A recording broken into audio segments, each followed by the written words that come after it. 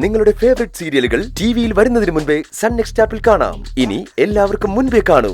ഇപ്പോൾ തന്നെ sun next app download ചെയ്ത് സബ്സ്ക്രൈബ് ചെയ്യൂ. ഈ കുട്ടിക്ക് നിന്റെ മൂത്ത മകനെ ഇഷ്ടമാണ്. കല്യാണം നടത്തി കൊടുക്കാമെന്ന് നീ വാക്ക് പറഞ്ഞു എന്ന് ഇവരെന്നോട് പറഞ്ഞു. ഞാൻ വാക്കൊന്നും പറഞ്ഞിട്ടില്ല സർ. വാക്ക് പറയണ്ട, ആലോചിക്കാന്ന് പറഞ്ഞിരുന്നോ? പറഞ്ഞു. എന്നിട്ട് എന്താ ബാല ആലോചിക്കാൻ എത്ര താമസം?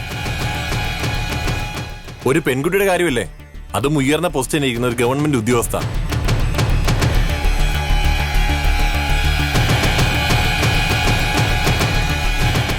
നീ ഒരു പൊതുപ്രവർത്തനായിരുന്നില്ല ബാല, അപ്പൊ പിന്നെ നീ ഇങ്ങനെ കാണിക്കാൻ പാടുണ്ടോ?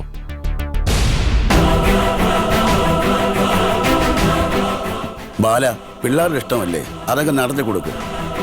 ഈ പ്രായത്തിൽ നമുക്കൊക്കെ വാശി എന്തിനാ? ബാല, നീ ഇല്ലെങ്കിൽ നിശ്ചയം എങ്ങനെ നടക്കാനാ? നമ്മൾ മുതിർന്നവർ ചേർന്ന് നടത്തി കൊടുക്കണ്ടേ മക്കളുടെ ഇഷ്ടങ്ങൾ? ഈ കുട്ടിക്ക് എന്താ ഒരു കുറവ്? തറവാടിന് ചേർന്ന ജോലിയില്ലേ, അന്തസ്സില്ലേ? പിള്ളേരാമം കുറച്ച് കുരുത്തക്കേടുണ്ടാവും, അത് ഈ പ്രായത്തിൻ്റെയാ. നമ്മളും ഇങ്ങനെ ആയിരുന്നല്ലോ പണ്ട്.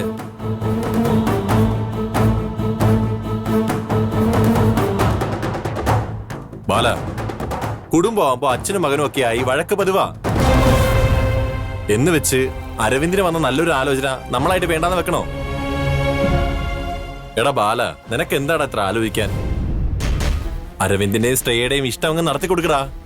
നീ എല്ലാവരും ഉപദേശിച്ച് നല്ല വഴിക്ക് നടത്തുന്ന ആളല്ലേ, നീ ഒന്ന് ആലോചിച്ച് നോക്ക്. സ്വന്തം മോനെ നന്നാക്കാൻ നിനക്ക് പറ്റിയില്ലാന്ന് നാട്ടുകാർ പറയില്ലേ? ഈ കല്യാണത്തോടെ അരവിന്ദ് നീ ആഗ്രഹിക്കുന്ന പോലത്തെ ഒരു മകനായി മാറും. നീ കണ്ടോ? ബാല, രാഹുകാലം തുടങ്ങുന്നതിന് മുമ്പ് ഈ ജാതകം അങ്ങ് വാങ്ങി നിശ്ചയം നടത്താൻ നോക്ക്. താടിക്ക് പറമ്പ സാറേ, ഞാൻ പറഞ്ഞല്ലോ. താനൊന്നും പറയണ്ട, നമ്മളിപ്പോ ഇവിടെ വെച്ച് ഈ നിശ്ചയം നടത്തുന്നു. പെണ്ണിന്റെ വീട്ടിൽ പോകേണ്ട ആവശ്യം വന്നില്ല, അവരിങ്ങോട്ട് വന്നില്ലേ? എന്താ ഹേമേ?